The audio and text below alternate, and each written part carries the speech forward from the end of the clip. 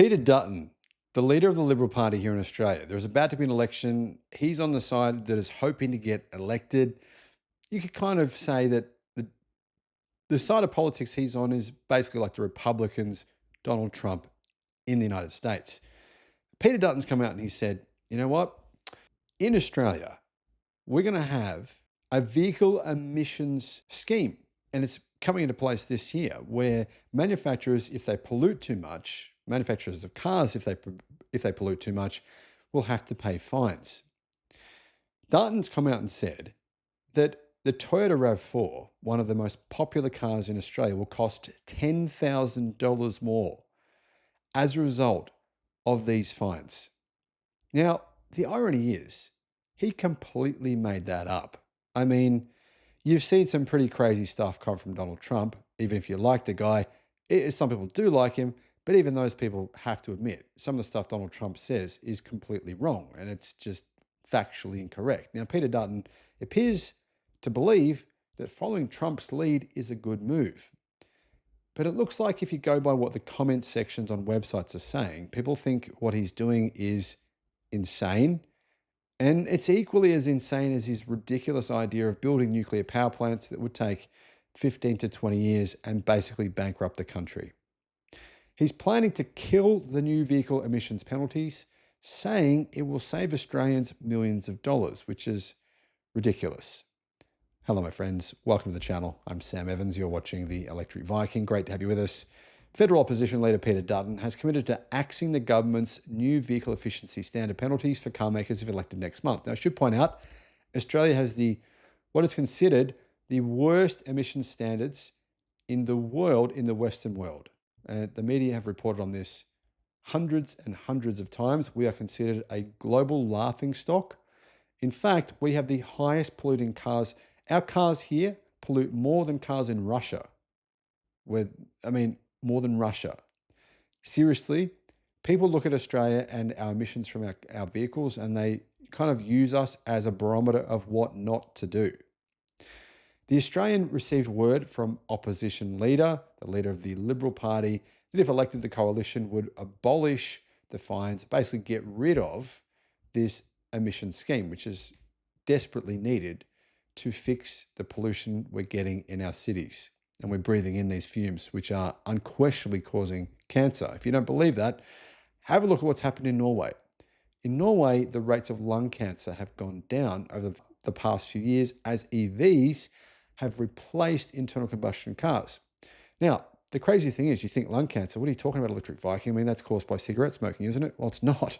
Less than 70% of people who get lung cancer have ever even smoked a cigarette in their entire lifetime.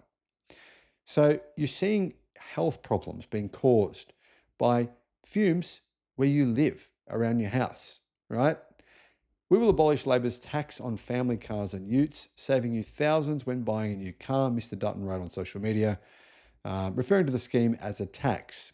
Labor's new car and ute tax will hit families and small businesses with thousands in extra costs. And now he went and said the Toyota RAV4, the most popular family SUV, will cost up to $10,000 more under Labor's tax. And a Ford Ranger could increase in price by $14,400. Now, the reality is that the RAV4, the Toyota RAV4, it actually meets the emission standards. So there won't be a single dollar added to the cost of a RAV4 because of these emission standards. Why Peter Dutton wouldn't fact check himself? He could have easily done that, or whoever the dickhead was that wrote this media statement for him out on social media. They obviously was a big deal for them. Surely they could have actually checked to see if what they were saying was accurate, but they didn't. While the NVES, the emission standards, came into effect on the 1st of January 2025, car makers won't accrue penalties for exceeding CO2 targets until the 1st of July 2025. So how does it work? Well, to be honest, these emission standards are not that stringent. I mean, Europe's emission standards are much more stringent than ours. They're about 50% more stringent. I think they're actually pretty loose standards. Under legislation, if car makers exceed an average carbon emissions target on the vehicles they sell every year, they will be penalised $100 for every gram per kilometre of CO2 for every vehicle which exceeds the target. Now, what car manufacturers can actually do is, if their car exceeds the target, and what are the targets? Well, it's 141 grams per kilometre of CO2 for a passenger car. An SUV is 210 grams of kilometre, 210 grams of CO2 per kilometer, which is obviously much, much different to Europe, which is literally almost half of those numbers. Anyhow, if they exceed them, what they can do is they either pay the fine or they can trade their, it's kind of like a similar system to China and Europe.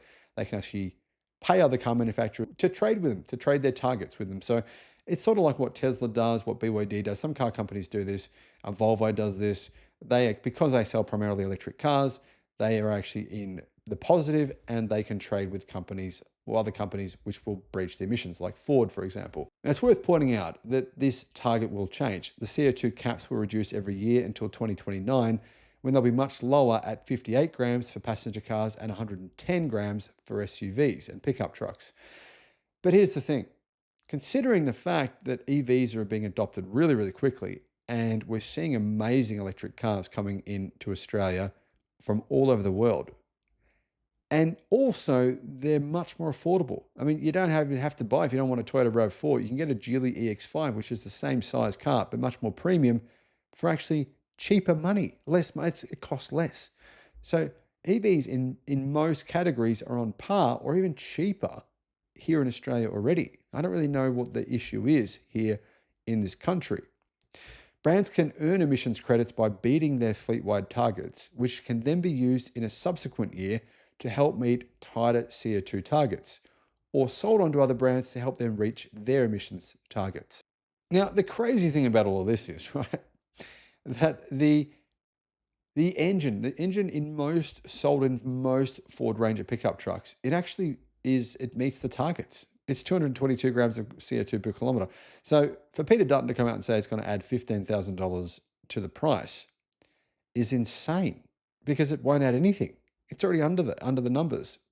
But Ford could come in and say, well, okay, BYD have the BYD Shark. That's a really good plug-in hybrid. That easily meets it.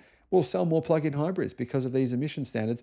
And that would be great for Australians. You guys would save so much. We'd all save so much money not having to refill our thirsty cars with fuel all the time. It would be a real big positive, a real big win. Plus, there'd be less emissions being sent out for your kids to breathe when they're at school. And I know that sounds emotional, but it's actually true. The comments in response to this stuff, they're overwhelmingly negative. I mean, people are saying Peter Dutton is basically digging himself a hole. Considering all the false information about basically everything in the automotive industry, slamming electric cars here in Australia, the media intending to clearly slander them and kind of trick Australians into thinking that EVs are bad, Peter Dutton sort of appears to be the orchestrator of a lot of this. It appears, to be honest, that he has a lot of backing from fossil fuel companies, Channel 7, obviously supporting fossil fuel industries, and many other media organizations which are owned by basically really rich billionaires who own these media publications, and they're clearly intending to smear EVs. But a lot of people are not being fooled by it. I mean, here's what someone said. I don't think he understands how this scheme works. Most manufacturers don't want it removed, as it gives them a valid reason to negotiate it with headquarters overseas, car headquarters overseas, to bring more efficient and just better model cars to Australia. Now, someone else said this. No, he knows exactly how it works. He's just leveraging off the poor implementation and the fear factor to get votes from the Australian public. And I think that could be accurate. Someone else said this, and this is a really good point. I've read this many, many times. If Dutton wins the election here in Australia, Australia will continue to be the world's dumping ground for inefficient and outdated cars that just pollute. This scheme was a step in the right direction. And it's true, guys. There is hundreds and hundreds of articles saying Australia is a dumping ground for vehicles that other countries don't want, where those vehicles don't meet emission standards because they're old and the technology is poor. Essentially, what they're saying is, you know what? Europe doesn't want these crap cars, send them to Australia. Why would we want that? It doesn't make any sense, in my opinion. I honestly think a lot of people are going to tell me in the comments, don't get political, Viking. I don't want you to get political. But you know what? Sometimes you've got to make a damn stand. You've got to say what's right. You've got to say what is the right thing to do. And in this case, in my opinion, you absolutely shouldn't be voting for Peter Dutton, for the Liberals at this point in time. For me, I did used to vote for Liberals. But now they're saying things that clearly are only going to hurt Australia.